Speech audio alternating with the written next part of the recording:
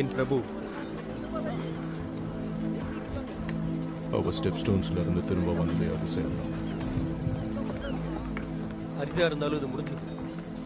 முற்றுகையை வலுப்படுத்த மேலும் 7 கப்பல்களை அனுப்பி வச்சிருக்கோம்.